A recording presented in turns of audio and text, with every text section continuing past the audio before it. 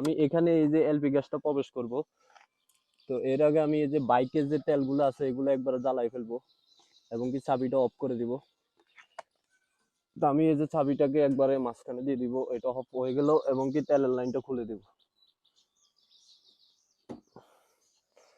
তো কার্বোরেটর যে তেলগুলো আছে এগুলো একবারে ফেলে দিব এবং কি বাইকটা স্টার্ট দিয়ে দিব।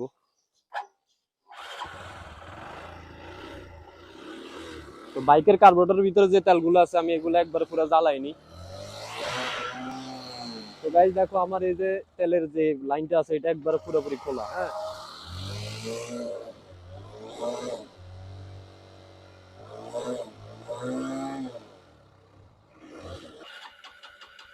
তো গাইস দেখো আমার বাইকের তেলটা একবারে পুরোপুরি শেষ, কার্বোরেটরের ভিতরে যে তেলগুলো ছিল একবারে পুরোপুরি শেষ। তো আমি এখন এটা ফিটিংস করব।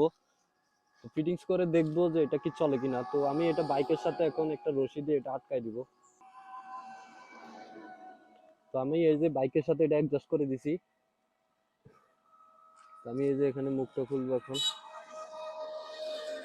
তো আমি যখন এই যে এদিক দিয়ে লাইনটা ছাড়বো, এই যে দেখো গ্যাস আসতেছে। হ্যাঁ, তো আমি এখন এই যে পিনটা খুলে ফেলবো এবং কি এই যে দেখো এই যে ওরাও ঠিক এই জায়গায় একটা ফুটো করে এটাকে ঢুকাই দিছে। তো আমি এখন ঢুকাই দিব। বিসমিল্লাহির রহমানির রহিম। তো গাইস দেখো আমি এটা